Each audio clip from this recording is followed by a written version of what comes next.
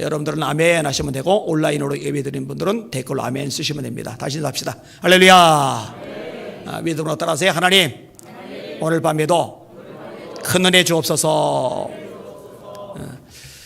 사람의 몸이 건강하면요, 이 머리가 지시를 해야 될 때 일사불란하게 움직입니다. 이 손이 움직이는 것도, 발이 움직이는 것도, 고개를 움직이는 것도, 눈이 움직이는 것도, 입을 움직이는 것도 일사불란해요. 근데 이제 마비 증상이 온다? 그러면 이제 문제가 생긴 거예요. 몸에 병이 난 거예요. 심각해진 거죠. 마찬가지예요. 교회의 머리는 예수님이십니다. 할렐루야. 머리 대신 예수님이 지시를 내릴 때 일사불란하게 움직이는 교회가 돼야죠. 목회자들도 마찬가지고 성도들도 마찬가지고. 근데 예수님이 말씀하시는데 이 어기적거리는 거예요. 팔이 어기적거리듯, 다리가 어기적거리듯, 목이 어기적거리듯, 그런 그 교회는 병든 거예요. 문제가 생긴 겁니다. 어떤 큰 교회 목사님과 그 교회 재직 한 분이 이야기를 나눠요. 재직 한 분이 목사님에게 이렇게 이야기를 했답니다. 목사님, 수천 명 성도들의 마음을 맞추시려면 참 힘드시겠습니다. 그랬더니 목사님이 이렇게 대답을 했답니다. 제가 수천 명을 맞출 수는 없죠. 수천 명의 성도들이 저한테 맞춰야죠. 이거는 둘 다 틀렸습니다. 성도들이 목회자에다 맞추는 것도 아니고, 또 목회자가 성도들에게 맞추는 것도 아니고, 목회자와 성도들 모두가 예수님께 맞춰야 됩니다. 주님의 말씀에 맞춰야 됩니다. 그게 건강한 교회고 주님이 기뻐하시는 교회죠. 성경 보면은요, 하나님의 말씀에 무조건적으로 순종할 때 역사가 일어납니다. 자, 여리고 돌 때 하나님이 6일 동안 하루에 한 바퀴씩 돌라고 하세요. 7일째 7바퀴 돌라고 말씀하세요. 도는데 입 다물고 돌아야 돼요. 한마디도 말을 하면 안 돼요. 그리고 하나님이 하라는 대로 그대로 순종했을 때 13바퀴 마무리되는 시점에서 외치면서 여리고성이 무너져 내립니다. 만약에 뭔가 떠들어대다면 안 무너집니다. 11바퀴만 돌았다, 10바퀴만 돌았다, 안 무너집니다. 사람들이 헷갈리는 거, 내가 최선 다했다, 내가 10바퀴나 순종했는데, 내가 12바퀴나 순종했는데, 내가 10바퀴나 순종했는데 왜 내 앞을 가로막은 여리고성은 안 무너집니까? 하나님은 13바퀴 돌라 하셨지 12, 11, 10 돌라고 하신 적이 없어요. 그러니까 내가 나름대로 최선을 다해서 순종하는 거 아무 의미가 없어요. 하나님이 말씀하신 것만큼 순종하는 게 의미가 있는 겁니다. 교인들이 요거를요 굉장히 착각을 합니다.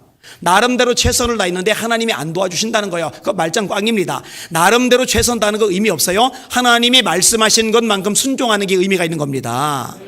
이거 명심하시기를 주님의 이름으로 축원합니다. 요단강을 건널 때도 마찬가지예요. 법궤를 맨 제사장들이 요단강물을 밟으라는 거예요. 들어서라는 거예요. 수위가 높은데, 물살이 빠른데, 휩쓸려 갈 텐데, 익사될 텐데, 익사에서 죽을 때 고통이 제일 심하다면서요. 익사에서 죽은 시체가 보기가 제일 흉하다면서요. 퉁퉁 물어가지고. 하나님 못합니다. 그리고 거기에 모여서 철야 기도를 하는 거예요. 수위 좀 낮춰주세요. 물산 좀 느려지게 해주세요. 그러면 하나님 발을 내딛겠습니다. 그러면은요 요단강 앞에서 죄다 해골이 되는 거예요. 하나님의 말씀이 떨어졌어요. 지금은 법궤를 맨 제사장이 발을 내디뎌야 된다. 그러면 이의 제기하지 말고 더 이상 기도도 거기서는 멈춰서고 하나님의 말씀에 따라서 발을 내디디면 돼요. 실제로 법궤를 맨 제사장들이 발을 내디뎌요. 발이 물에 닿자마자 요단강 물이 쌓이기 시작하면서 떠내려가던 쪽에 물이 사라지고 길이 드러나요. 할렐루야. 여러분 성경 어딜 보세요? 다 이런 식으로 하나님이 일을 하십니다. 여러분 다윗을 하나님이 사랑하세요. 사도행전 13장 이새의 아들 다윗을 보니 내 마음에 합한 사람이라. 내 뜻을 다 이루게 하리라. 하나님 마음이 쏙 든대요. 제가 이게 너무 부러워서 하나님 저한테도 이렇게 말해주세요. 저한테도 이렇게 말해주세요. 저도 이 소리 듣고 싶어요. 기도하던 기억이 있어요. 대학교 때. 얼마나 멋지세요. 내 마음이 쏙 든다. 자, 이 다윗이 사울을 피해 도망을 다닙니다. 부모를 모압에 망명을 시킵니다. 도대체 유대 땅에 머물러 있을 수 없어서 이방 땅에 머물러 지내고 있어요. 그런데 가시라는 선지자가 사자 아가리 속으로 들어가라는 거예요. 유대 땅에 돌아가라는 거예요. 사울이 죽이려고 준비 다 하고 있는데 거기를 어떻게 돌아가요? 이봐 갓 선지자, 네가 아무리 하나님의 종이라 하더라도 네 입에서 나오는 말이 아무리 하나님의 말씀이라 하더라도 봐라 상황 봐라 처지 봐라 지금 형편을 봐라. 유대 땅 가면 죽어. 사자 아가리 속에 어떻게 기어 들어가냐. 이거는 안 돼. 이러잖아요. 다윗이 그냥 가요. 이러니 이쁘지 않겠어요? 보통은 계산합니다. 주판을 굴려요. 전자계산기 두들겨요. 그리고 순위 계산을 봐요. 그리고 계산서에 따라서 순종할지 말지를 결정하는데 다윗은 그런 개념이 없어요. 하나님의 말씀이라는 확신이 들면은 그 다음부터는 물불이 안 가려져요. 그냥 가는 거예요. 그런 하나님이 이뻐하실 수밖에 없는 거죠. 자, 엘리야 시대에 3년 6개월 기근이 들어요. 결의시내까지 물이 마릅니다. 까마귀가 떡과 고기는 물어다 주지만 마실 물이 없으니까 이제는 죽을 지경이 돼요. 근데 하나님이 이 엘리야를 사렙다로 보냅니다. 이 사렙다의 과부가 나뭇가지 주워서 떡을 구워 먹으려고 그러는데 엘리야가 물 좀 달래요. 물 가지러 가니까 떡도 좀 달래요. 지금 밀가루 조금, 기름 조금, 이것도 구워서 나랑 아들 먹고 죽기를 기다려야 됩니다. 그러니까 마지막 남은 아들 생명값이에요. 그런데 엘리야가 참 염치도 없죠. 뻔뻔하죠. 잔인하죠. 그거 나한테 먼저 가져와. 그거 나한테 먼저 가져와. 이때 사렙다의 과부가 지가 하나님의 종이면 하나님의 종이지 아들 마지막 생명값인데 그걸 내놓으라고 그래? 웃기고 자빠졌네 하고 안 줘요. 그러면 과부 굶어 죽어요. 아들도 굶어 죽어요. 하나님의 종의 입을 통해 말씀이 떨어졌을 때 이 말씀에 과부가 순종해요. 순종할 수 있어서 순종한 게 아니에요. 여건이 환경이 돼서 순종한 게 아니에요. 여건이 안 돼요. 아들 마지막 목숨값이라니까요. 그럼에도 불구하고 하나님의 종의 입을 통해 나온 하나님의 말씀이기 때문에 순종해서 먼저 내놓았을 때 기근이 끝날 때까지 기름통에 기름이 사라지지 않고 밀가루통에 밀가루가 사라지지 않고 아들을 배불리 먹을 수 있는 기적이 일어난 거거든요. 할렐루야. 제가 목회를 하면서 많이 봐요. 자세하게 살펴봐요. 온전히 순종하는 사람과 그렇지 않은 사람이 구분이 됩니다. 목사님 지금 어쩌고 그러면은요 5년 10년 15년 20년 30년 40년 신앙생활에도요 하나님의 초자연적인 역사와 기적을 경험을 못해요. 할 수가 없죠. 순종을 안 하니까. 그런데 눈 질끈 갖고 말씀대로 한번 해보겠습니다. 요 사람이 하나님의 능력과 기적을 경험하거든요. 여러분들이 그런 주인공들 되시기를 주의 이름으로 축원합니다. 이런 걸 경험해야 신앙이 재미있죠. 활력이 있죠. 자, 엘리야의 제자 엘리사도 비슷한 모습을 보이죠. 나만이 찾아왔어요. 아람의 군대 장관이에요. 문둥병 고쳐달라고 온 거예요.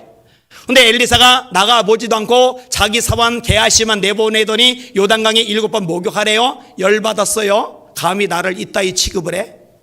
내가 강대국의 국방장관인데 나와보지도 않아? 나는 직접 나와서 내 몸에 손을 대고서 안찰해서 고쳐줄 줄 알았어. 그런데 손을 대기는커녕 안찰을 넣기는커녕 요단강에 7번 들어갔다 나오라고? 아니 우리 아람의 요단강보다 깨끗한 물이 얼마나 많은데 씩씩거리고 가요. 종들이 말합니다. 내 아버지요, 이거보다 더 어려운 거 시키면 그거 못하겠습니까? 하물며 씻어 깨끗하라 함이리까. 듣고 보니까 맞아요. 그래서 내 생각에는 이 생각을 버려요. 나만이 이걸 버려요? 이걸 버리고 요단강에 7번 들어갔다 나오는 순간에 살이 어린아이 살처럼 깨끗해집니다. 할렐루야. 자, 6번만 들어갔으면, 5번만 들어갔으면, 원래는 똑같아요. 4번만 들어갔으면 내가 강대국의 국방장관인데 선지자가 하나님의 종이 시키는 대로 요단강을 내가 4번이나 찬물 속에 4번이나 들어가서 얼마나 성의를 보인 거예요. 얼마나 최선을 다한 거예요. 이거 보통 일이 아니잖아요. 그런데 그거 말짱 소용없어요. 4번이냐 5번이냐 6번이냐 최선 다했다, 성의를 보였다, 그거 말짱 소용없고 하나님의 종을 통해 나온 하나님의 말씀에 온전히 순종할 때 하나님의 역사가 일어나는 줄 믿으시길 바랍니다. 17, 13바퀴나 나만이 들어간 7번이나 같은 맥락의 의미가 있는 거예요. 여러분, 가나의 혼인잔치도 마찬가지입니다. 예수님이 가인들에게 돌 항아리에 물을 떠서 연회장에게 갖다 줘라. 포도주가 떨어져서 신경이 예민한 아주 곤두선 이 연회장에게 물 떠다 줬다가 두들겨 맞고 반쯤 죽음 상태 되기 뻔한데 예수님이 말씀하시는 대로 연회장에 갖다 주는데 물이 변하여 포도주가 되죠. 파장이 될 뻔한 잔치가 잘 마무리가 돼요. 이게 요한복음에 나오는 첫 번째 표적이죠. 시키는 대로 할 때 이런 일이 일어나는 거거든요. 여러분 기억하세요. 주님이 시키는 대로 하는 것, 명하신 대로 하는 것, 그게 복입니다. 주님이 시키신 대로 하는 거, 명하신 대로 하는 거, 그게 지혜인 줄 깨달으시길 주의 이름으로 축원합니다. 너무 똑똑해서, 너무 잘나서, 너무 계산이 잘 돼서 하나님의 살아계심을 경험 못하는 사람이 한국교회에 수두룩합니다. 여러분들은 그런 사람들 되지 마시고 말씀이 떨어지면 아멘 하고 발을 내딛는, 움직이는, 순종하는, 복종하는 진짜 주님의 종들, 능력의 종들 되시기를 예수님의 이름으로 축원합니다. 오늘 설교 제목 따라합시다. 교회는 무조건 하나님께 복종해야 한다. 제가 설교 제목을 처음에 2번, 끝날 때 1번, 제목이라도 기억을 딱 하라고 하는 거예요. 제가 오랫동안 수많은 곳에서 설교하면서 나름대로 익힌 노하우입니다. 따라합시다. 교회는 무조건 하나님께 순종해야 한다. 오늘 본문의 배경을 설명할게요. 고넬료는 이방인이에요. 군인 대장이에요. 백부장. 기도와 구제를 굉장히 많이 하는 사람입니다. 어느 날 기도를 드리는데 천사가 나타났어요. 베드로를 정해서 말씀을 들으라는 거예요. 그래서 종들을 베드로에게 보냅니다. 이 종들이 베드로에게 도착하기 직전에 베드로가 기도를 하는데 환상이 보여요. 하늘에서 뇌기가 묶인 보자기가 내려와요. 열었더니 동물들이 있는 거예요. 일어나서 잡아먹으라. 베드로가 거절합니다. 저는 부정한 것 먹지 않습니다. 음성이 들립니다. 내가 깨끗하다고 한 것을 네가 부정하다고 말하지 말아라. 다시 올라가요. 또 내려와요. 또 올라가요. 또 내려가요. 또 올라가요. 이 똑같은 환상을 3번 봐요. 그러니까 궁금해 죽겠는 거예요. 이게 무슨 뜻이지? 뭔가 의미가 있는 것 같은데 이게 대체 무슨 뜻이지? 이러고 있는데 그 타이밍에 정확하게 고넬료가 보낸 종들이 오는 거예요. 그들이 베드로를 청해서 말씀 듣고 싶어하는 고넬료의 소식을 전달을 하는 거예요. 그리고 성령께서 같이 가라고 말씀하시는 거예요. 그래서 갔어요. 갔더니 고넬료가 가족들만 모아놓은 게 아니라 일가 친척들, 친구들을 잔뜩 모아놓은 거예요. 존경받는 인물인 거죠. 영향력 있는 인물인 거죠. 여러분들요, 자, 이번에 내가 누군가 모셔서 좋은 얘기 듣고 싶은데 이번에 내 부탁 하나 들어줄래? 와서 같이 좀 들어줘. 그러면은요, 어떤 사람은요 수두룩하게 모여들고요, 어떤 사람은요 콧ben기도 안 끼고 아무도 안 모여요. 그게 평소에 쌓은 삶의 흔적이 나타나는 거죠. 이 고넬료는요 인격적인 면에서 존경을 받는 사람인 거예요. 일가 친척들, 친구들이 잔뜩 모여드는 거예요. 그렇게 모여든 사람들에게 베드로가 하나님의 말씀을 전하는데 그들에게 성령이 임하는 거예요. 방언이 터져 나오는 거예요. 이게 오늘 본문 앞부분에 나오는 10장의 내용입니다. 그리고 오늘 본문 10장이 11장이 시작이 되는 거예요.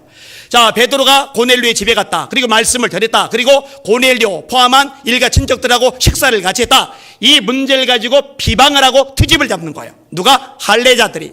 자, 1절과 2절, 3절 같이 읽겠습니다. 시작. 유대인은 사도들과 형제들이 이방인들도 하나님의 말씀을 받았다함을 들었더니 베드로가 예루살렘에 올라갔을 때에 할례자들이 비난하여 이르되 네가 무할례자의 집에 들어가 함께 먹었다 하니. 자, 이 유대에 있는 기독교인들이 이 이방인들도 예수 믿게 됐다, 이 소식을 들은 거예요. 그런데 이걸 다 기뻐하는 게 아니에요. 할례주의자들이 못마땅해 죽겠는 거예요. 그러다가 트집 잡을 요소를 찾아낸 거예요. 그게 뭐냐? 이 베드로가 이방인들하고 같이 음식을 먹은 것. 이거 부정하다. 이거 잘못됐다. 이거 틀려 먹었다. 지적질을 하는 거예요. 이런 베드로도 원래는 이방인들하고 음식 안 먹어요. 이방인들에게 가서 굳이 말씀을 전할 생각이 없어요. 그런데 왜 가게 되었어요? 하나님이 환상을 3번이나 미리 보여주셨거든요. 내가 깨끗하다고 한 것을 네가 부정하다고 말하지 마. 이방인들 내가 깨끗하게 만들 거야. 그런데 네가 왜 부정하다고 그래? 이 환상을 보았기 때문에 성령의 감독에 따라 갔던 거거든요. 근데 이런 과정을 겪지 않았던 할례파들이 베드로를 비방하는 거예요. 너희들 왜 그래? 너 왜 그래? 왜 가서 먹은 건데? 이게 잘못된 선민의식의 발로죠. 우리는 선택받은 하나님의 백성들, 우리는 유대인들, 저들은 선택받지 못한 이방 백성들, 야만인들, 그런 저들에게 가서 말씀 전할 이유가 뭘까? 그런 저들과 함께 음식 먹을 이유가 뭘까? 이런 잘못된 생각을 가지고 있는 겁니다. 문제가 있는 거죠.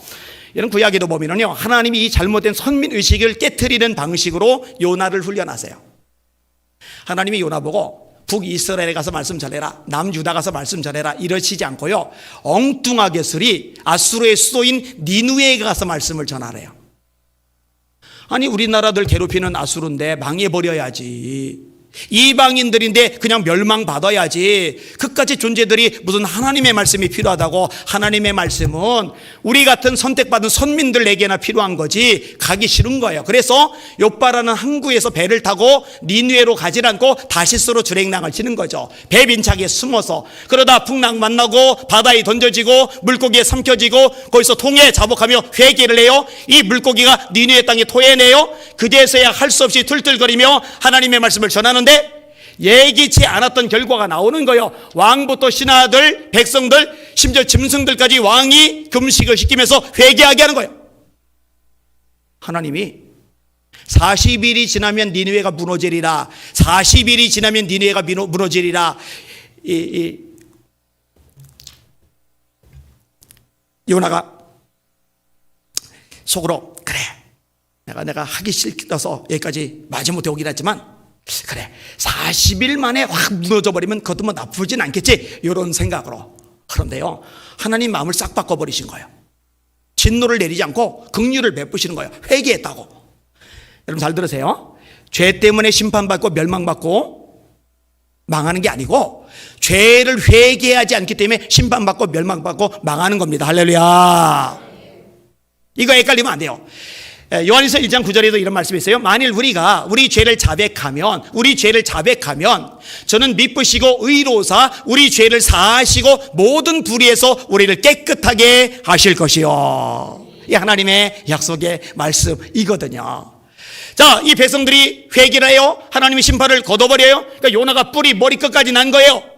그래도 어떻게 되나 궁금해가지고 움막을 하나 지어놓고 구경을 해요.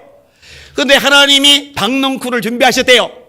요나가 심지도 않았는데 물 주지도 않았는데 이 박넝쿨이 얼마나 쭉쭉쭉쭉 자라는지, 보통은 한번 심었을 때 일주일, 2주일, 3주일 지나면서 쭉 자라고 가지를 들이고 잎사귀를 펼치고 그늘을 만들 텐데 하루 만에 자라가지고 그늘을 들이니까 햇볕을 가려줘요. 얼마나 요나가 기뻐했는지. 요나서 보세요. 요나가 기뻐했대요. 그런데 하나님이 박넝쿨만 준비하신 게 아니에요. 다음 타자로 벌레를 준비하셨대요. 다 하나님의 준비라고 나와요. 이 벌레가 박넝쿨 줄기를 야금야금 갉아먹어요. 줄기가 끊어지니까 물을 공급받지 못한 이 박넝쿨 나머지 하부 줄기들이, 잎사귀들이 삐쩍삐쩍 말라져요. 그러다가 하나님이 동풍을 준비하셨대요. 이 동풍은 사막을 거쳐서 불어오는 바람인데, 사막을 거쳐왔으니 뜨거운 열기를 머금은 데다가 굉장히 건조해요. 해가 내려 쬐죠. 박넝쿨은 시들어 버렸죠. 그 다음에 이 동풍이 이 메마르고 뜨거운 동풍이 불어 닥치니까 요나가 미치겠는 거예요. 막 화를 내. 박넝쿨이 아까워서 막 시시거려. 하나님이 너 좀 화내는 게 마땅하냐? 요나가 예, 화를 내다가 죽어도 마땅합니다. 참 뻔뻔해요. 요나야, 너 그 박넝쿨 네가 심지 않았지? 네가 재배도 안 했지? 하룻밤에 났다가 하룻밤에 사라진 박넝쿨도 네가 그렇게 아끼는데, 이 니느웨 성에는 좌우를 분별하지 못하는 아이들만 해도 12만 명이다. 내가 이들 아끼는 게 마땅치 않냐? 이게 구약에서 이방을 향한 하나님의 마음을 보여주는 상징적인 이야기입니다. 여러분, 그러니까 박넝쿨은 아까운데, 하룻밤에 났다 사라진 박넝쿨은 아까운데, 자기가 심지도 않은 박넝쿨은 아까운데 영혼들은 아까운 줄 모르는 삐뚤어진 마음, 왜곡되고 잘못된 선민의식, 이거는 심각한 거예요. 하나님이 기뻐하지 않습니다. 여러분, 우리도 마찬가지입니다. 잘 들으세요. 우리에게 건물 잘 짓고 재정 빵빵하고 수많은 프로그램 시스템이 잘 굴러가고 성도들끼리 친밀해서 교제 잘하고 행복해요, 즐거워요, 깔깔 호호 웃음소리가 끊어지 않아요. 야, 우리 교회 좋은 교회, 야, 우리 교회 멋진 교회, 야, 우리 교회 화목한 교회, 야, 우리 교회 풍성한 교회, 그러면서 전도하는데 목숨 걸지 않아요. 선교하는데 관심이 없어요. 이거는 틀린 거예요. 우리끼리만 예수 믿다가 천국 가자, 이 잘못된 선민의식이죠. 여러분, 교회의 존재 목적은 영혼 구원이라는 거 잊지 마시기를 주님의 이름으로 축원합니다. 주님의 지상 명령이 뭐예요? 예수께서 나와 일러 가라사대 하늘과 땅의 모든 권세를 내게 주셨으니 그러므로 너희는 가서 모든 족속으로 제자를 삼아 아버지와 아들과 성령의 이름으로 세례를 주고 내가 너에게 분부한 모든 것을 가르쳐 지키게 하라. 너희는 온 천하에 다니며 만민에게 복음을 전파하라. 믿고 세례를 받는 사람은 곧 얻을 것이요 믿지 않는 사람은 정죄를 받으리라. 너희는 말씀을 전파하라. 때를 얻든지 못 얻든지 항상 힘쓰라. 범사에 오래 참음과 가르침으로 경책하며 경계하며 권하라. 여기는 여러분들, 또 이 방송 듣는 여러분들은 영혼 구원에 대한 열정이 있으신지 점검해 보셔야 돼요. 혹시 나 혼자 예수 믿고 복 받고 하나님 은혜 누리며 살다가 천국에 쏙 가야지 이런 잘못된 선민의식에 빠져 있지 않은지 점검해 봐야 돼요. 여러분의 눈이 활짝 열려지기를 주님의 이름으로 축원합니다. 따라합시다. 선교하지 않는 교회는 교회가 아니다. 믿음으로 따라하세요. 전도하지 않는 교회는 교회가 아니다. 따라하세요. 영혼 구원에 관심 없는 목사는 목사가 아니다. 믿음으로 따라하세요. 영혼 구원에 관심 없는 성도는 성도가 아니다. 왜요? 교회의 존재 목적이 영혼 구원이거든요.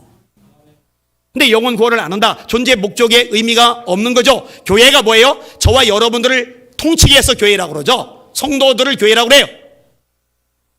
여러분, 잊지 않는 여러분들 되시기를 주님의 이름으로 축원합니다. 자, 그러니까 이렇게 신란을 하는 할례파들 문제가 있는 거예요. 유대주의자들 문제가 있는 거예요. 이들에게 베드로가 한참 설명을 해요. 그 내용이 4절에서 17절인데 내용이 꽤 길어요. 근데 아까 제가 설명한 내용이 요 내용 속에 다 들어가 있어요. 한번 마음을 맞춰서 읽어볼게요. 4절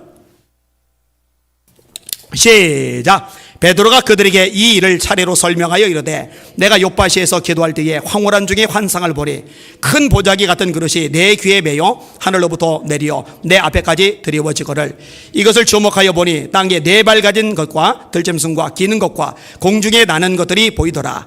또 들으니 소리써 내게 이르되 베드로야 일어나 잡아먹으라거늘 내가 이르되 주님 그럴 수 없나이다. 속되거나 깨끗하지 않은 것은 결코 내 입에 들어간 일이 없나이다 하니 또 하늘로부터 두 번째 소리써 내게 이르되 하나님이 깨끗하게 하신 것을 네가 속되다고 하지 말라 하더라. 이런 일이 3번 있은 후에 모든 것이 다시 하늘로 끌려 올라가더라.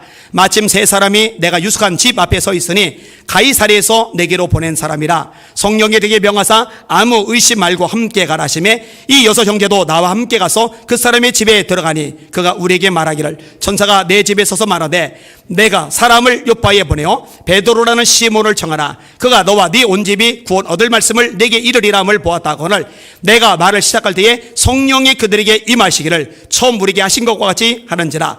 내가 주의 말씀에 요한은 물로 세례를 베풀었으나 너희는 성령으로 세례를 받으리라 하신 것이 생각났노라. 그런즉 하나님이 우리가 주 예수 그리스도를 믿을 때에 주신 것과 같은 선물을 그들에게도 주었으니 내가 누구에게 하나님을 능히 맡겠느냐 하더라. 아멘. 내용이 꽤 많은데 제가 압축해서 몇 가지로 설명을 해드릴게요. 첫 번째 부분은 뭐냐? 하나님의 관심사는 사람이다. 다시요. 하나님의 관심사는 사람이다. 이것이 첫 번째 메시지입니다. 따라서 하나님의 마음을 알게 되면 하나님의 심정을 가지게 되면 이 사람은 다른 누구보다 다른 무엇보다 사람의 관심을 기울이게 되어 있습니다. 여러분의 목적이 돈이 되지 마시고 하나님이 되시기를 바랍니다. 여러분의 목적이 돈이 되지 마시고 사람이 되기를 주의 이름으로 축원합니다.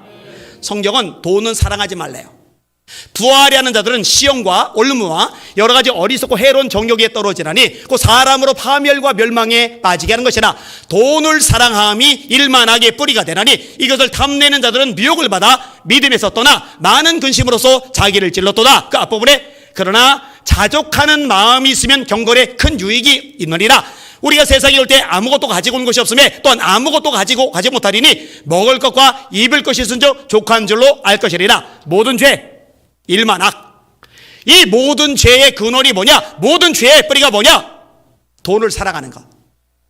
여러분 네이버 가서 뉴스 검색해봐요. 온갖 죄들이 벌어지는데 그 죄의 근본이 돈 욕심 내는 것 때문에 생겨요.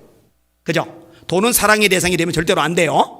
그러면은 누구를 사랑하라고 그랬느냐? 마음을 다하고 성품을 다하고 힘을 다하고 뜻을 다하여 주 너의 하나님을 사랑하라 하셨으니 이것이 크고 첫째 되는 계명이요 둘째는 이와 같으니 네 이웃을 네 몸과 같이 사랑하라 하셨느니라. 이것이 온 율법과 선지자의 강령이니라. 자, 사랑이란 말은 목적이에요. 가장 최상위가 사랑이에요. 믿음의 덕에 지식의 절제, 인내, 경건에 형제 우애, 사랑을 공급하라. 믿음, 소망, 사랑, 이 세 가지는 항상 있을 것인데 그 중에 제일은 사랑이라. 내가 사람의 말과 천사의 말을 할지라도 사랑이 없으면 소리난 구리와 울리는 꽹과리가 되고, 내가 예언하는 능이 있어 모든 비밀과 지식을 알고 또 산을 옮길 만한 모든 믿음이 있을지라도 사랑이 없으면 내가 아무것도 아니며, 내가 내게는 모든 것으로 구제하고 또 내 몸을 불사르게 내어줄지라도 사랑이 없으면 내게 아무 유익이 없느니라. 사랑은 목적이란 얘기예요. 그 목적에 뭐가 있느냐? 하나님, 그리고 사람이 있는 거예요. 사람. 근데 돈에 대해서는 발발발 떨고 막 열심히 내고 땀 흘리는데 영혼에 대해서, 사람에 대해서 관심이 없다. 그럼 이건 뭔가 잘못된 거예요. 돈이 우상이 된 거예요. 예수님은 사람의 진짜 우상이 아세라가 아닌 걸 아세요. 바알이 아닌 걸 아세요. 몰렉이 아니에요. 밀곰이 아니에요. 제우스가 아니에요. 헤라가 아니에요. 진짜 우상은 재물이에요. 그래서 주님이 뭐라 하시느냐? 너희가 하나님과 바알을 겸하여 섬길 수 없다. 이런 얘기 절대 안 하시고 너희가 하나님과 재물을 겸하여 섬길 수 없다. 이렇게 말씀하세요. 여러분의 관심은 돈보다 사람에게 더 많이 가시기를 주의 이름으로 축원합니다. 한국교회 이거 바뀌어야 돼요. 이거 뒤집어져야 돼요. 가만 보면은 교회 다니면서도 돈이 사람보다 위에 있거든요. 봐요. 스마트폰만 잃어버려도 찾아다니라고 난리인데, 구두 한 장만 사라져도 찾아다니라고 난리인데 영원 찾아 돌아다니냐고요. 여러분의 관심사 사람이 되시기를 주님의 이름으로 축원합니다. 그렇게 돼야 합니다. 그리고 사람을 구원할 수 있다면, 영혼을 살릴 수 있다면, 예수 믿고 천국 가게 할 수 있다면 어떤 것도 기쁘게 받아들이는 저와 여러분들 되시기를 주님의 이름으로 축원합니다. 바울이 고백하죠. 보라, 이제 나는 성령에 매여 예루살렘으로 가는데 거기서 무슨 일을 만났는지 알지 못하노라. 오직 성령이 각성해서 내게 증언하시기를 결박과 환난이 나를 기다린다 하시나 나의 달려갈 길과 주 예수께 받은 사명 곧 하나님의 은혜의 복음 증거하는 일을 마치려면 나의 생명을 조금도 귀한 것으로 여기지 아니하노라. 나는 예루살렘에서 결박당할 뿐 아니라 죽을 것도 각오하였노라. 할렐루야. 1920년 아르메니아가 러시아에서 공산화가 돼요. 그리고 여러 나라를 러시아가 삼키고 소비에트 연방공화국을 만들죠. 소련, 구소련. 지금 다시 러시아로 쪼개졌습니다만, 자, 이 아르메니아가 공산화됐어요. 전도하는 게 너무너무 어려워졌어요. 그럼 당연히 사회주의 국가에서 전도 허용하겠습니까? 못하게 하죠. 그런데 전도를 못하게 한다고 해서 예수 믿는 사람이 전도를 안 할 수는 없잖아요. 한 신앙인 네리몬 남적이라는 분이 다짐을 한 거예요. 나는 세상 법보다 하나님의 법이 더 중요하다. 하나님의 법은 전도하라 하신다. 세상 법은 전도하지 말라고 그런다. 그런데 나는 세상 법 어기고 하나님의 법을 지키겠다. 할렐루야. 이게 당연한 거죠. 그래서 전도하다가 감옥에 갇혔어요. 그러니까 간수가 조롱하는 거야. 이보시오, 네리씨, 네리몬 남장님, 당신의 하나님은 참 무능력하구려. 아니, 능력이 많다면, 전능하다면 하나님을 그렇게 잘 섬기고 하나님을 그렇게 잘 전하는 당신을 보호해서 이 감옥에 못 들어오게 막아줬을 텐데 그까짓 것 하나 못 막아주니 당신의 하나님은 참 무능력자구려. 그랬더니 이 네리몬 전도자가 이렇게 대답합니다. 당신 뭘 모르시는군요. 내가 이렇게 옥에 갇힌 것이야말로 예수 그리스도의 권능을 증명하는 것이요, 내가 그대 보고 이 감옥에 들어와서 전도 좀 하고 싶은데 들어와서 전도 좀 해달라고 부탁하면은 당신이 들어주겠어? 간수가 생각해 보다가 안 들어주죠. 당신이 이 감옥 들어와서 전도하는 걸 내가 왜 허락하겠어? 거보시오, 내가 부탁하면 당신이 들어주지 않을 텐데 내가 부탁하지 않아도 하나님이 알아서 감옥 안에 있는 사람들에게 전도할 수 있도록 이렇게 기회를 주셨지 않소. 그리고 국가에서 전도하는데 애쓴다고 먹을 거 다 제공해 주고 있지 않소. 할렐루야. 내가 어쩌다가 재수없게 운 나쁘게 지질 인생 꼬여서 주의 뜻대로 사는데, 깨어 기도하는데 전도하는데 감옥에나 처박히고 이게 뭐야가 아니라 오히려 그거를 복음 전도의 기회로 삼는 거죠. 여러분, 빌립보서 1장에 보니까요, 바울도 똑같아요. 감옥에 갇혔죠. 에빌, 골빌, 에베소서, 빌립보서, 골로새서, 빌레몬서, 옥증소신. 그런데 감옥에 갇힌 바울 사도가 뭐라고 해요? 내가 감옥에 갇힌 것이 복음의 진보가 되었다. 복음의 진보가 되었다. 멋지죠? 사람에게, 영혼에게 관심이 있으니까 영혼을 구원할 기회만 주어지면 뭐라도 괜찮은 거예요. 진짜 하나님의 사람의 특징이죠. 자, 두 번째로 하나님의 섭리가 참 정교하다는 거예요. 정확하다는 거예요. 자, 하나님이 고넬료에게 베드로 청에서 와서 말씀 들어. 그리고 이 종들이 도착할 무렵 그 타이밍에 정확하게 베드로가 환상 보고. 그러니까 베드로가 예전 같았으면 안 따라갔을 텐데 그 환상 3번 본 것 때문에 따라가고, 그러면서 가서 말씀 전하다가 이방인들이 단체로 예수 믿고 성령 받는 엄청난 역사가 일어나고. 여러분, 하나님의 타이밍이요 정확하다는 거 성경에서요 우리가 굉장히 많이 발견하게 됩니다. 여러분은 하나님의 타이밍을 믿으실 수 있길 주의 이름으로 축원합니다. 요셉이 감옥에 갇혔잖아요. 술 맡은 관원장의 꿈을 해석해 줬잖아요. 그러면은 얼른 풀어줄 줄 알았는데 목이 빠져라 기다려도 도대체 술 맡은 관원장에게 연락이 안 오는 거예요. 6개월, 1년 6개월, 2년, 아니 세월이 한없이 지나가는데 도대체 감옥살이 벗어날 기회가 안 보여. 하나님의 능력이 없는 것 같아요. 사랑하지 않는 것 같아요. 요셉은 그런 생각 안 해요. 하나님이 계획이 있어서 완전하기 때문에, 섭리가 정확하기 때문에, 정교하기 때문에 다 뜻이 있어서 그냥 내버려 두시는 거거든요. 자, 요셉이 풀려났다 쳐요. 그러면 가나안 땅에 돌아가죠. 2년 후에 바로가 꿈을 꿨어요. 이 꿈을 해석할 자가 요셉이에요. 이 꿈을 해석해야 총리가 돼서 일가족 75명이 굶지 않고 생육하고 번성할 수 있어요. 그런데 그 당시에 요셉을 뭔 수로 찾아요? 인터넷이 안 되는데, 휴대폰이 없는데, 페이스북이 안 되는데 뭔 수로 찾아요? 못 찾아요. 그런데 정확하게 찾아낼 수 있어요. 왜? 그대로 시위대장 보디발의 집에 있으니까. 그리고 제가 어릴 때까지만 해도, 제가 신학생 때고 대학원 다닐 때까지만 해도 없던 자료가 고고학적 연구에 의해서 발전이 되었는데, 애굽의 법령에 의하면 30세가 되어야 고위직에 올라갈 수 있답니다. 할렐루야. 28에 29에 풀려나면 칭찬은 받겠죠, 상은 받겠죠, 재산은 받겠죠. 그런데 애굽 전체를 다스릴 총리 자리까지는 못 올라가요. 늦은 것 같은데, 손해 같은데, 하나님의 타이밍은 정확하거든요. 하나님의 섭리는 정교하거든요. 여러분, 이거 믿으시는 여러분들 되시길 주의 이름으로 축원합니다. 이걸 믿어야 돼요. 자, 세 번째로 성령의 시대가 이제 확실하게 도래했다는 겁니다. 여러분, 구약에는요 성령님이 아무에게나 안 내리십니다. 다윗 성령 받았죠. 다윗이 여호와의 영에 감동 내리다. 모세 성령 받았죠. 모세가 너무 힘들다고 그러니까 70명의 장로들에게 성령을 모으세요. 그 중에 엘닷과 메닷이 안 나와요. 자기 집에 있었어요. 그들에게도 성령이 임해요. 이것 때문에 여호수아가 시기하는 장면이 나와요. 네가 나를 위해서 시기하느냐? 모세가 이렇게 말을 합니다. 그 다음에 여호수아가 이 성령 충만을 이어받아요. 그는 나의 영에 감동된 자리. 엘리야가 성령 충만해요. 이 충만을 너무너무 사모하는 엘리사가 길갈에서 베델로, 베델에서 여리고로, 여리고에서 요단강으로 줄줄줄줄 따라오지 말라고 스승님이 말하는데도 고집 부리고 따라다니면서 기어이 성령 충만을 받아내요. 극소수. 근데 이거를 떼는 말씀이 요엘서 2장 28절, 그것을 베드로가 사도행전 2장 17절에서 인용을 합니다. 말세에 내가 내 영으로 모든 육체에게 부어주리니.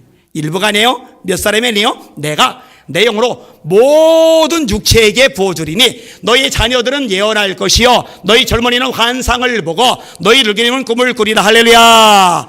여러분, 주님의 말씀대로 매달려 기도하면 여기 모인 모든 사람에게 성령의 불이 임할 줄 믿습니다. 지금 725명 보고 있는데 이 방송을 듣는 여러분들에게도 성령의 불이 임할 줄 믿습니다. 여러분의 자녀, 어린 아이들에게도 성령이 임해서 장래일을 말하게 될 줄 믿습니다. 청년들이 성령 받아 환상, 비전 볼 줄 믿습니다. 미래가 없다는 노인들조차도 성령 받아 거룩한 꿈을 꾸게 될 줄 믿습니다. 이게 주님의 약속이거든요. 근데 이 말씀대로 고넬료의 집에 일가 친척들, 아이들까지 그들 모두에게 성령의 불이 임해버린 거예요. 그러니까요, 지금 한국교회 교회들 중에 성령의 불이 안 붙은 교회는 주님의 약속이 없어서 안 붙은 게 아니라 기도를 안 하기 때문에 안 붙은 거예요. 부르짖지 않기 때문에 안 붙은 거예요. 한국교회 기도 살아나야 됩니다. 성령의 불이 타올라야 됩니다. 봐요, 보라고요. 예전에 우리나라가 좋은 건물이 많았어요. 교회가 학력 수준이 높았어요? 경제력이 높았어요? 많이 배웠어요? 아니잖아요. 사회 지위 배경 대단하지도 않았잖아요. 지금은 옛날보다 좋은 건물 많죠. 경제력 높죠? 학력 수준 높죠? 지금 총리 정세균 씨 기독교인 집사님, 전 총리 이낙연 씨 기독교인 집사님, 군 장성들, 장관들, 차관들, 국회의원들 압도적으로 기독교인이 많아요. 그런데 말짱 꽝! 봐요. 그렇게 밑바닥 일 때도 성령의 불이 제대로 붙으니까 세상이 교회를 함부로 못했어요. 교회를 존경했어요. 교회 영적 권세가 있었어요. 그런데 삐까뻔쩍한데 성령의 권세가 빠져나가니까, 성령의 불이 안 붙으니까 세상의 마귀가 교회를 우습게 보는 거거든요. 이거 해결책 다른 데 있지 않아요. 교회가 다시 한번 뜨겁게 기도해서 성령의 불이 타올라야 되는 줄 믿으시길 주의 이름으로 축원합니다. 그게 예수님의 소원이잖아요. 누가복음 12장 따라합시다. 내가 불을 땅에 던지러 왔노니 이 불이 이미 붙었으면 내가 무엇을 원하리요? 주님 탄식 소리 들리죠? 내가 불 던지러 왔어. 이 땅에 불 던지러 왔어. 이 불만 붙으면 난 더 이상 원하는 게 없어. 더 이상 소원이 없어요. 질문, 여러분 가슴속에는 성령의 불이 타오르고 계십니까? 타오르시기를 주의 이름으로 축원합니다. 타오르시길 주의 이름으로 축원합니다. 어떻게 하면 성령의 불이 타오른다고 주님이 말씀하셨어요? 누가복음 11장 구하라 그리하면 주실 것이요, 찾으라 그러면 찾을 것이요, 문을 두드리라 그러면 너에게 열릴 것이리라. 아들이 생선을 날랐는데 생선 대신에 뱀을 주며, 알을 날랐는데 알 대신에 전갈을 줄 자가 있겠느냐? 아비가 악할지라도 자식에게 좋은 것으로 줄 줄 알거든. 하물며 하늘이신 너희 아버지께서 구하는 자에게 성령을 주지 않으시겠느냐? 주실 줄 믿습니다. 이 밤에 성령의 불로 타오르기를 주의 이름으로 축원합니다. 오늘 이미 집사님 안 오셨죠? 예, 좀 추석이라 많이들 빠지셨어요. 저기시구나. 아니. 이미 해 집사님 말고 이미 애 집사님. 예, 저분은 이미 해고, 제가 말한 건 이미 애고, 애하고 해는 좀 달라요. 그죠? 그래도 되게 많이 오셨어요. 거기 자리가 3층은 이쪽 거의 다 찼으니까. 이미 집사님이 지난주 금요일에 저에게 처음 오셨어요. 처음 금요일에 온 날 방언이 터졌습니다. 할렐루야. 얼마나 기뻐하시는지. 예, 그죠? 성령이 임해야죠. 그래서 방언이 터지고 방언을 통역하고 예언의 연사가 임하고 영분별의 연사가 임하고 지식의 말씀의 연사, 지혜의 말씀의 연사, 믿음의 연사, 능력 행함의 연사, 신의 연사, 이 은사들이 나타나는 게 원래 교회의 모습이잖아요. 예수님이 말씀하셨잖아요. 믿는 자들에게는 이런 표적이 따르리니 곧 저희가 내 이름으로 귀신을 쫓아내며 새 방언을 말하며 뱀을 집어 올리며 무슨 독을 마실 때도 해를 받지 않으며 병든 사람에게 손을 얹은 나으리라. 주님이 그렇게 되리라 하셨잖아요. 기도하면 불 붙으면 되는 거예요. 할렐루야. 이렇게 성령이 불이 붙으면 담대해집니다. 할렐루야. 빌기를 다음에 모인 곳이 진동하더니 무리가 다 성령이 충만하여 담대히 하나님의 말씀을 전하니라.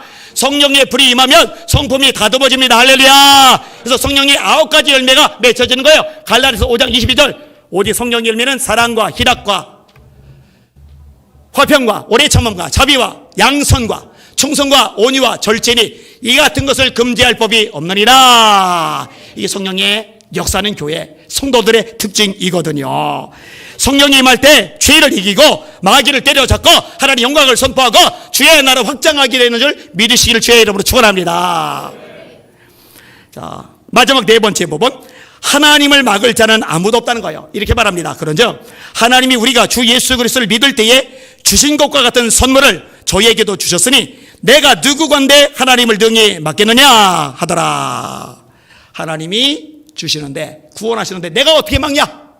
할례자들에게 당당하게 이야기하는 거예요. 자, 이렇게까지 이야기하니까 입 다물어요. 다들 잠잠했다고 돼 있어요. 그리고 하나님께 영광을 돌렸다고 돼 있어요. 왜냐? 그게 하나님의 뜻이고 하나님의 말씀이면 무조건 복종하는 게 교회에 마땅한 모습이니까. 마지막 18절 같이 읽습니다. 18절 시작. 그들이 이 말을 듣고 잠잠하여 하나님께 영광을 돌려 이르되 그러면 하나님께서 이방인에게도 생명 얻는 회개를 주셨도다 하리라. 잠잠했다. 더 이상 왈가불가하지 않는 거죠. 잘 들으세요. 여러분, 성경을 읽다가 또 기도 중에 감동으로 또 제가 설교를 하는 중에 하나님의 뜻이고 하나님의 말씀이라는 생각이 들면은 토달지 맙시다. 토달지 맙시다. 왈가왈부하지 맙시다. 상황 핑계대지 말고, 처지 핑계대지 말고, 형편 따지지 말고, 이런저런 이유 대지 말고 무조건적으로 순종하는 그리고 내키지 않을 때는 무조건적으로 복종이라도 하는 여러분들 되시기를 주의 이름으로 축원합니다. 그래야 돼요. 그게 건강한 교회예요. 머리가 지시 내리는데 팔이 뻗은기면 어떡해요? 발이 뻗은기면 어떡해요? 입이 뻗은기면 어떡해요? 목이 뻗은기면 어떡해요? 눈이 뻗은기면 어떡해요? 병든 거죠. 머리가 지시 내리면 무조건 움직여야죠. 주님께서 지시 내리면 일사불란하게 움직이는 여러분들 되시기를 주의 이름으로 축원합니다. 그렇게 되셔야 합니다. 어떤 신사가 서머일 박사를 찾아갔어요. 박사님, 제 아들이 아프리카로 가려고 합니다. 그런데요, 거기 가면 주일 예배를 못 드릴 상황입니다. 아마 1년, 2년 지나면서 믿음도 떨어지겠죠. 그래서 걱정이 많이 됩니다. 박사님, 제 아들이 아프리카에 가서도 믿음이 떨어지지 않도록 기도 좀 해 주십시오. 그때 서머일 박사님이 이렇게 대답을 합니다. 선생님, 근데 궁금한 게 있어. 선생께서 아들을 사자의 입안에 넣어놓고 사자가 물로 죽이지 않기를 기도해달라고 하는 거요? 애초에 사자 아가리 속에 머리를 집어넣지 않으면 되지 않소? 하나님 앞에서 믿음 생활 똑바로 못하고 신앙이 떨어질 것 같으면 애초에 그 길을 가지 않아야죠. 그 얘기를 해주는 거예요. 그러니까요, 사람들이 참 이런 식의 패턴으로 신앙생활을 굉장히 많이 합니다. 머리 굴리는 거죠. 바람직하지 않아요. 하나님의 뜻이 아니면 가지 마세요. 하나님이 하지 말라 하시면 하지 마세요. 하나님이 가라면 가세요. 하나님이 말씀하시면 움직이세요. 하나님의 말씀이라고 확신이 들면 토달지 말고 그대로 순종하는 여러분들 되시기를 주의 이름으로 축원합니다. 그렇게 되어야 돼요. 장로교의 창시자가 존 칼빈이에요. 칼뱅이라고도 부르죠. 이 칼빈이 이탈리아에 잠깐 있었는데 전쟁이 나서 돌아올 수 없게 되었어요. 그러다가 스위스 지방으로 돌아갔어서 자기 고향으로 오려고 제네바에 잠깐 들린 거예요. 하루 밤을 자게 된 거예요. 근데 이미 거기서 종교개혁을 일으키던 파릴이라는 사람이 칼빈에게 제안을 하는 거예요. 당신 고향에 돌아가지 말고 이곳에서 나랑 종교개혁, 하나님께서 기뻐하시는 이 일을 완수합시다. 그랬더니 이 칼빈은 성격 자체가 굉장히 꼼꼼해요. 조직적이에요. 체계적이에요. 계획적이에요. 자기 나름대로 스케줄 짜놓은 거 그대로 안 하면 직성이 안 풀려요. 그런 머리 구조이기 때문에 기독교 강요 같은 조직적인 책을 써내는 거예요. 계시록을 제외한 모든 성경 주석을 쓴 사람이죠. 그런 머리 구조이기 때문에 얼마나 정교한지 몰라요. 안 들어요. 나는 가야 됩니다. 8일이 또 건면해요. 칼빈이 거절해요. 또 건면해요. 또 거절해요. 8일이 황이랍니다. 내가 보기에 당신이 여기 잠깐 들린 것이 하나님의 뜻이요. 장차 이곳에서 일하라고 하나님이 보내신 것이 분명한데 당신 그냥 간다면 하나님이 당신을 저주할 거예요. 모르드게가 에스더에게 하는 말 같아요. 네가 이때 잠잠하면 유대인은 다른 방법으로 구원을 얻을 거야. 그러나 너와 네 아비 집은 멸망할 줄 알아라. 네가 왕후의 위를 얻은 것이 이때를 위함이 아닌지를 누가 알겠느냐. 제가 이 말을요 예전에 정세균 총리한테 영상으로 했어요. 당신이 국무총리가 된 게 이때를 위함이 아닌지를 누가 알겠느냐고. 국무총리 공란이 막강하거든요. 이 막강한 권한 가지고 교회를 보호하는 일에 써봐요. 얼마나 좋아요. 교회를 도움되는 쪽에 움직여봐요. 얼마나 하나님께서 기뻐하시겠어요. 안 하죠. 꼼짝 안 하죠. 그러니까 에스더가 정말 대단한 거예요. 자, 바렐이 이런 말을 하니까 칼빈이 움찔하는 거예요. 그리고 수긍을 하는 거예요. 그리고 거기서 머물러 있으면서 종교개혁을 해요. 그래서 칼빈이 제네바에서 종교개혁의 불꽃을 전 세계적으로 퍼뜨리게 된 겁니다. 하나님의 뜻이라는 생각이 들면 내 계획, 내 스케줄, 내 준비, 내 철저한 확고한 고지식한 마음 상태 상관없이 꺾어버리고 순종해서 움직이는 게 마땅한 줄 깨달으시길 주의 이름으로 축원합니다. 이게 명확해져야 돼요. 이게 안 되면 문제가 생길 수밖에 없어요. 말씀을 정리합니다. 예수비전 성결교회 전체가, 여기는 여러분들, 그리고 온라인으로 예배드리는 여러분들 전체가 예수님, 머리 되신 주님의 명령이라면 무조건 복종하는 진짜 백의 알곡 신자들 다 되시기를 예수님의 이름으로 축원합니다. 축원합니다. 축원합니다. 그러니까 교회의 행동 원리는 단순해요. 간단해요. 복잡하잖아요. 절대로 복잡하잖아요. 말씀에서 하라 했으면 하는 거고 말씀에서 하지 말라 했으면 하지 않는 거예요. 모이기를 피하지 말라고 말씀하셨으니까 권력이 뭐라 하든 말든 모여서 예배 드리는 게 마땅하지 않아요? 뭐 이렇게 복잡한데, 뭐 이렇게 말이 많은데, 왜 헛소리를 하는데, 목에 칼이 들어오면 목숨 걸고 예배 지켜야 되지만 예배가 칼이 되면 이웃사랑을 위해서 예배 멈춰내고 왜 정신 나간 소리를 하고 자빠졌는데, 예배가 칼이에요? 예배가 총이에요? 예배가 남을 해코지예요? 아니요. 예배야말로 지금 대한민국에서 이 전염병을 멈추게 할 진짜 능력인 줄 믿으시길 바랍니다. 여러분, 다윗 시대 때 전염병 때문에 수많은 사람이 죽어버리죠. 그때 언제 이 전염병이 멈추죠? 다윗이 아라우나의 타작마당에서 하나님께서 기뻐하시는 예배를 드릴 때 전염병이 그쳐진 거예요. 할렐루야. 전염병이 돌 때, 기근이 돌 때 하나님이 뭐라 하세요? 내 이름으로 일컫는 내 백성이 그들의 악한 길에서 떠나 스스로 낮추고 기도하여 내 얼굴을 찾으면 하늘에서 내가 듣고 그들의 죄를 사하고 그들의 땅을 고칠지라. 세상 사람은 몰라서 헛소리하지만 적어도 목사님들은, 적어도 성도들은, 중직자들은 말씀의 원리대로 해야죠. 그래 안 그래요?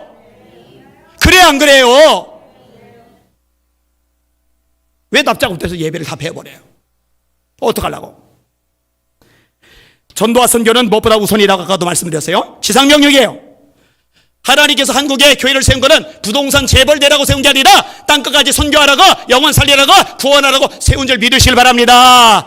전도와 선교에 올인하지 않고 목숨 걸지 않고 온갖 것들에 한눈 받아두고 회개해야 될 줄 믿습니다. 예수님이 지상명령이잖아요. 가장 중요한 명령. 이거를 소홀히 여기면은 문제가 있는 거죠. 불구가 된 거죠. 죄를 짓는 거죠. NCK, WCC 수없이 말하지만 퇴출시켜야 됩니다. 왜 배교 집단이 머물러 있는데요? 말씀에 어긋났으면 탈퇴해야죠. 뭐 성서공예가 거기 있다고, CBS가 거기 있다고, 수많은 단체가 거기 있다고, 이익이 있다고, 돈이 있다고, 자리가 있다고, 명예가 있다고. 천만의 말씀, 그거 추가하다가 심판받아 망합니다. 제가요 어제 영상에 그 얘기 했어요. 한국교회가 이렇게 힘들어진 원인 중에 하나가 WCC, NCK 이 배교에 대한 하나님의 징계라고. 말씀대로 하면 되게 단순해요. 심플해요. 뭘 복잡해요. 배교니까 나오면 되잖아요. 배교니까 퇴출하면 되잖아요. 이 시대에 정말 삶을 쏟아보며 깨어 기도하는 여러분들 되시기를 주의 이름으로 축원합니다. 주님이 수없이 말씀하시죠. 그런즉 깨어있으나, 그런즉 깨어있으나, 그런즉 깨어있으나 너희 주가 어느 때 너에게 임할는지 알지 못하느니라. 쉬지 말고 기도하라. 그러면 주님의 말씀대로 추석에도 아무리 바쁘고 힘들고 복잡하고 어수선하고 일이 많은 순간에도 기도만큼은 놓치지 않고 꼭 붙잡는, 말씀대로 그냥 심플하게 순종하고 그대로 실천하는 여러분들 되시기를 주님의 이름으로 축원합니다. 제가 종종 말하잖아요. 아파도 기도하라고, 바빠도 기도하라고, 밥은 못 먹어도 기도하라고, 출근은 못해도 기도하라고. 다른 건 혹시 펑크 내더라도 기도는 펑크 내지 말라고. 왜? 예수님이 그렇게 하라고 말씀하셨으니까. 성경이 쉬지 말라고 호흡이라고 약속하고 말씀하고 계시니까 우리 심플하게 말씀대로 순종합시다. 마지막 설교 한번 따라합시다. 교회는 무조건 하나님께 복종해야 한다. 하나님, 한국교회가 이런 교회 되게 하여 주시옵소서. 아멘. 우리 찬양 같이 하겠습니다.